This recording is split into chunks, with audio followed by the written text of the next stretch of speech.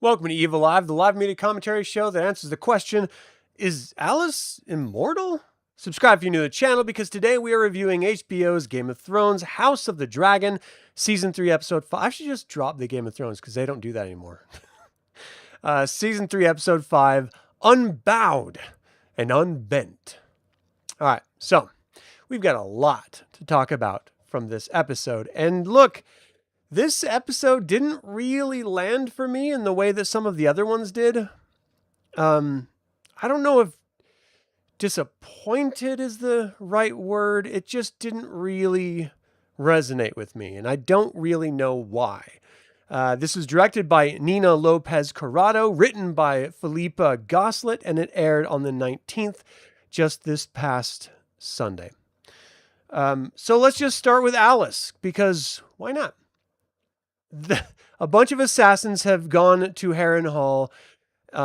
First of all, we had Kristen and Gawain go to Harrenhal looking for Aemond, and they were turned away. And each time anyone sort of presents a physical front or light perceived threat, but certainly a presence, Alice always steps up, uses magic of some form in order to push them back or push them away, figuratively and in some cases literally. In this episode, we had assassins going to Harrenhal looking for Aemond. And every time they're getting on the grounds, Alice is right there. And look, it's getting to the point where I'm tired of not knowing. We need to know what the hell Alice is. Why is it that she is always in the right place at the right time? Why is it that she has all this power? Where does it come from? What's the connection? Is she immortal? Has she been in Harrenhal all of her days? Where did she originate from? Or is she just a mortal that's been empowered by wildlings or something? Like, there's just so much open-ended wonder about that character that she's clearly flawed with human feelings because she endeared herself to Daemon and was spurned and is now sort of, as she, the actor says, changed.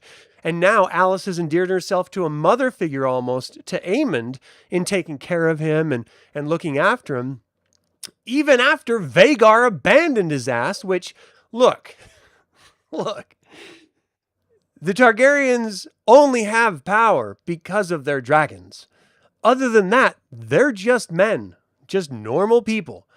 And we get to see Aemond fully accept that in this episode. Like, he desperately wants Vhagar back. He's dreaming about Vhagar, and yet Vhagar is absent. Of course, you can't really blame the dragon. A dragon's got to eat. He's got to fly around looking for food. He can't be sitting there just like waiting, resting his head on Aemond. It would crush him. So he's got to go and do his thing. You can't blame the dragon for that, especially one as old as Vhagar. In any case, Aemond is doing his best to try to reconcile his loss, his mortality, because he is wounded, though he is slowly healing, and Alice is taking care of him. He's trying to figure out what the fuck her angle is. And then, of course, when the assassins come in, and they almost, the second time, and almost get Alice, Aemond comes rushing in at the end of the episode, and he ends up whipping some real ass, just showcasing what a truly great warrior he is in his own right, not needing a dragon to be a powerful warrior, even in this weakened state. If we ever get a showdown between him and Daemon, it's going to be dope as hell. Or at least it better be dope as hell, because it deserves, the characters deserve it to be dope as hell. That being said, they're trying to get a bounty, and he ends up saving her by killing all of them. And we're still just sort of left with this, okay, Aemond, what's going on? What are you doing? You don't have Vhagar? Are you going to go look for him? You're feeling better? You're going to stay here and just live with Alice in Harrenhal? Like, this is a seat of power. People are going to continually come around. You will be discovered. It's just a matter of time. You cannot elude reality forever. So something's got to give. All right, so all of that being said, Aegon blames Aemond for all of his own failings. We're going to be jumping over to Larys and Aegon. And he just bitches and moans about it. And finally, Larys just gives him what he needs. He berates him. He tells him straight up, look, stop feeling sorry for yourself. You're pretending as if you're not a fucking king with every single privilege known under his hat. Like, you have had every privilege and you squandered it all. And he gives him the tongue lashing that Aegon needs to hear, like really needs to hear. He's been down and sorry for himself, and he has reason to feel bad, but the pity party can't last that long. At some point, you have to take ownership of your life and your actions, and at this point, he hasn't quite yet done that. He's been leaning on Larys to save his ass in all these situations, especially in his exile. So as they're doing their best looking, they end up coming back to Rook's Rest, and they see Tywin Lannister, of all fucking people. How did he survive? You can't take armor off that fast while you're actively drowning. So this guy must have like Velcro rip-away armor or something. If anyone could afford it, it would be the Lannisters. But it's strange that he just shows up and he's like, hey, what's up? And they're just like, oh shit, hey, are we still cool? So he and Larys start sort of talking about, look, we should take him across the sea, as was our original plan, until all this nonsense dies down. Then when he's all powerful there, he can either live out the rest of his days or he can come back over. And Tywin's like, dude, bring him to my home. We will raise him there. Not raise him, but we will protect him there, and he will stand up against Rhaenyra. Like, why would we take him across the sea? That doesn't make any sense. And so they're arguing about that. Meanwhile, the dude who humiliated Aegon, making him kiss his disgusting feet, making him clean out the piss and shit from all the latrines, uncovers out of Aegon's bag the goddamn throne. Aegon the First's throne, the Iron Throne. And he's like, you really are a king. And Aegon unleashes all of his hate, all of his rage, all of his pain, all in this guy as he just jabs him and digs the knife in while just leaning on top of him, holding his mouth so he can't scream. He is finally, I think this is a turning point. He is finally taking his fate back into his own hands, and arguably taking his fate into his own hands for the first time in his life. He eschewed all responsibilities as a young man. He ignored all the courtly life. He was a bastard. He was fathering bastards. He was out at brothels. He was out drinking and cavorting. He was not a prince. He did not act the role. And now, just totally like throwing away all responsibility. Now he's finally like, no, Larys was right. I still have privilege, even in this state, even as a refugee. I am going to start living intentionally, and I'm going to start by murdering this motherfucker right here. And you cannot deny, like, that shit ass needed to die. There's just no two ways about it. Okay, and then we have Adam and Baela searching for Aemond and Vhagar, and of course they don't find him, but what we do get is a really interesting dynamic about Baela, how she feels useless. She tried to add a purpose and give the family attention by going and saving that massive naval battle, but ended up losing the prince in the process and kind of feeling like it was her fault, even though it absolutely wasn't her fault. And so she's taking that sort of shame on her shoulders, and she feels like she can't really do anything right, or she's not recognized for being able to do anything on her own. And so she's constantly fighting back. And we had Adam like straight up say, after she rests, then we can go look for Vhagar. And she's like, whoa, whoa, whoa, whoa, whoa. Don't speak for me, bro. I'm good. Like, let's do this. I'm ready to go. And he's doing everything he can because he knows she's exhausted, but she does not want to admit it because that means that she's not capable of doing what needs to be done in the moment. And she wants to rise to the moment. She needs to rise to the moment. And so they go out and they have this really great little character development experience together.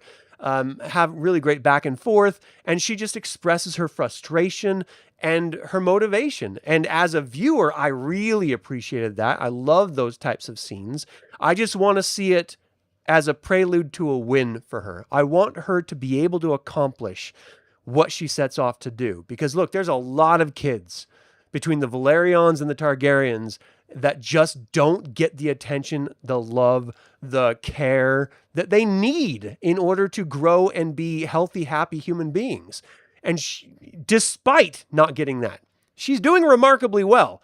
And so I want her to get a win. I just really, really want it. All right. And then, of course, we see Kristen and Gawain. And these guys are just, they're scrambling.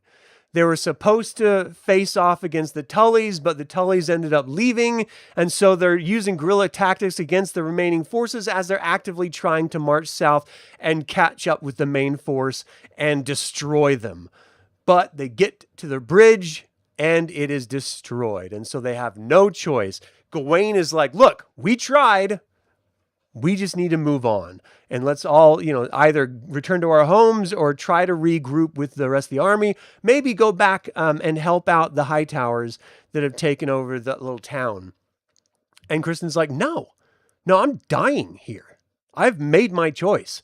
I'm going to go and I'm going to face them in battle, and I'm going to die in battle doing my duty. Like, he is at the point, in my opinion, where he's lost.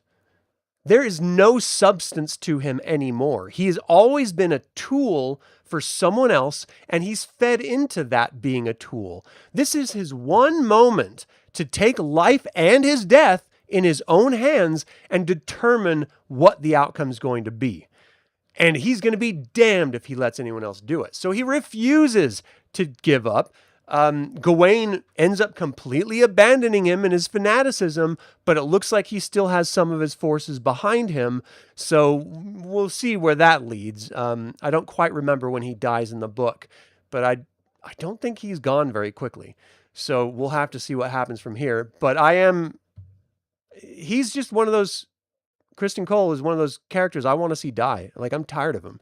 I didn't like him originally. I hated how he treated Rhaenyra. He was just a piece of shit from the beginning who abused his position. Again, he didn't have a whole lot of choice in the matter because he's dealing with royalty. But he's turned into this, I don't know, like live your life, bro. You don't have to die. You make a choice to live. You can make that choice, and he's not, and it's driving me nuts. I've never liked him, and now I really don't like him. So I do want to see him die, but I think he's got some life left in him. And then, of course, we have Alicent, who, knowing that Helene is pregnant, she's doing her best to kill that baby. Like, look, we don't know where it's from, we don't know whose it is, and it doesn't fucking matter. This complicates things. Rhaenyra will take that baby and use it as leverage against us, and we cannot let that happen.